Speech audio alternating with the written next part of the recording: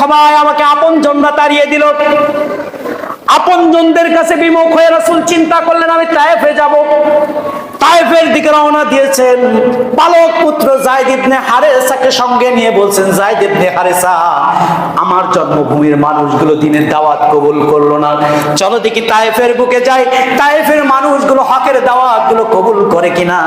তায়েফে গিয়েছেন। তায়েফে যাওয়ার প্রতিমধ্যে তায়েফে গেলেন। তায়েফে যাওয়ার পরে সেখানে তিনজন নেতা ছিলেন তায়েফের। একজনের নাম ছিল মাসুদ, আরেকজনের নাম ছিল আবি আলা, আরেকজন হলো হাবিব। এই তিনজন তাদের তায়েফের পার্লামেন্টে বসা। রাসূলুল্লাহ গেলেন, যাওয়ার পরে হকের দাওয়াত দিলেন। একজনের মন্তব্য, আরেকজনের মন্তব্য, তিনজনের মন্তব্য ছিল তিন রকম। বলল, আল্লাহ রাব্বুল আলামিনকে আর কোন লোক পাই নাই তোমার মতো এতিমের কাছে নবুয়ত দিয়েছে। দুই নাম্বার মন্তব্য হলো, তোমার মতো নিঃস্ব অসহায় নিঃসম্বল ব্যক্তির কাছে কেমনে আল্লাহ নবুয়ত দিল। তিন নাম্বার ব্যক্তিটি বলল, এক সেকেন্ড তায়েফে অবস্থান করতে পারবা না, এই মুহূর্তে তায়েফের বর্ডার ছেড়ে তোমাকে চলে যেতে হবে। রাসূলুল্লাহ সাল্লাল্লাহু আলাইহি ওয়াসাল্লাম সেখান থেকে বিমুখ হয়ে তায়েফের যখন দরবারটা ছেড়ে দিয়ে মক্কার দিকে যখন রওনা দিয়েছেন, রওনা দেওয়ার প্রতিমধ্যে এই তিনজন তায়েফের দুষ্টু ছেলেদেরকে ডেকে ডেকে বললেন, ও দুষ্টু ছেলেরা, এই যে একজন পাগল যাচ্ছে তাকে ক্ষতবিক্ষত করতে হবে। যখন পাগলের নাম শুনেছে বাচ্চা কাচ্চা আরো বেশি উৎসুক হয়ে গেছে, গুন্ডা টাইপের মানুষগুলো বেশি উৎসুক হয়ে গেছে। মুহাম্মদুর রাসূলুল্লাহকে যে যে দিক দিয়ে পারে, কেউ কাপড় ধরে টান দেয়, কেউ চুল ধরে টান দেয়, রাস্তার পাশ থেকে পাথর নিয়ে বিশ্বনবীর চেহারা মোবারকে আঘাত করে। আঘাত করতে করতে রাসূলুল্লাহর মাথা রক্ত পায়ে গিয়ে জুতা পর্যন্ত আটকে গেছে। কোনো কারণ ছিল না, একটাই কারণ ছিল, কোরআনের এই দাওয়াতকে আল্লাহর জমিনে পৌঁছে দেওয়া। কথা ঠিক কিনা? আর কোনো কারণ নাই। বিশ্বনবী রওনা দিয়েছেন তায়েফের প্রান্তর থেকে, রাস্তার মাঝখানে অজ্ঞান হয়ে একটা আঙ্গুর বাগানের পাশে বসে গেছেন। রাসূলুল্লাহকে আঙ্গুর বাগান থেকে এক পেয়ালা আঙ্গুরের রস খাওয়ানো হলো, জ্ঞান ফিরে আসলো। রাসূলুল্লাহ সাল্লাল্লাহু আলাইহি ওয়াসাল্লাম মক্কার দিকে রওনা দিয়েছেন। প্রতিমধ্যে বাতনে নাখলা নামক স্থানে এসে রজনী হয়ে গেল। রাসূল নামাজে দাঁড়িয়ে গেলেন।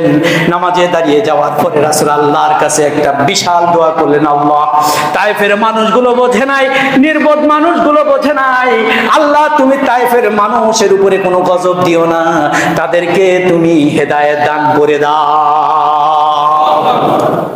রাসূলুল্লাহ নামাজের ভিতরে কোরআন তেলাওয়াত করছেন, কেউ ইসলামের দাওয়াত কবুল করে নাই।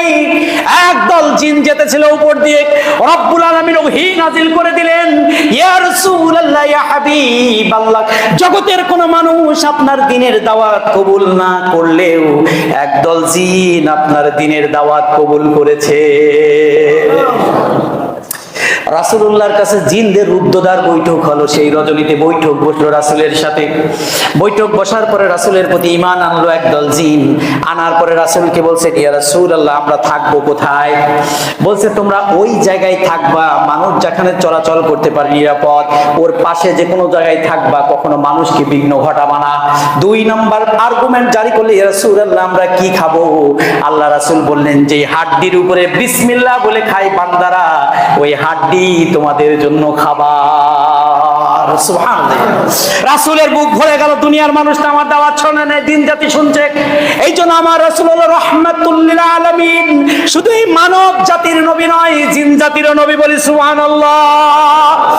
আল্লাহর নবী মক্কার বর্ডারে যখন আসলেন, বর্ডারে আসার পরে আইন জারি করে দেয়া হলো, কেউ রাষ্ট্রবিরোধী কাজ করলে তাকে মক্কার জমিনে ঢুকতে দেওয়া হবে না। আর্গুমেন্ট জারি করে দিল।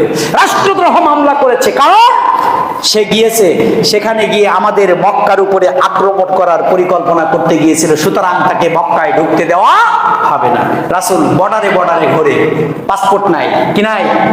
পাসপোর্ট নাই, ভিসা নাই, অথরিটি নাই, তার ঢোকার কোনো পারমিশন নাই, কেউ ঢুকতে দেয় না।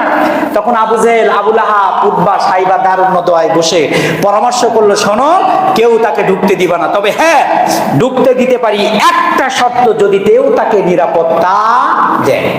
তার মানে রাসূল এখন অভিবাসী। রাসূল কি নিজের জন্মভূমিতে নিজে কি অভিবাসী।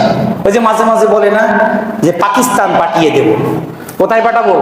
বাবারে নিজের দেশেই বাস করি, নিজে এখানে জন্মগ্রহণ করেছি, আর কথায় কথায় বলে খালি পাকিস্তান পাঠাও। একদল পাঠায় পাকিস্তানে, আরেক দল পাঠায় আফগানিস্তানে। একদল পাঠায় কোথায়? এই গত 3 দিন আগে না 2 দিন আগেই বলছে জামাত ইসলামরে পাঠাবে পাকিস্তানে, ইসলামপন্থী যারা তাদের পাঠাবে পাকিস্তানে, আর সরমুনাইরে পাঠাবে আফগানিস্তানে। এই গত 2 দিন আগেই।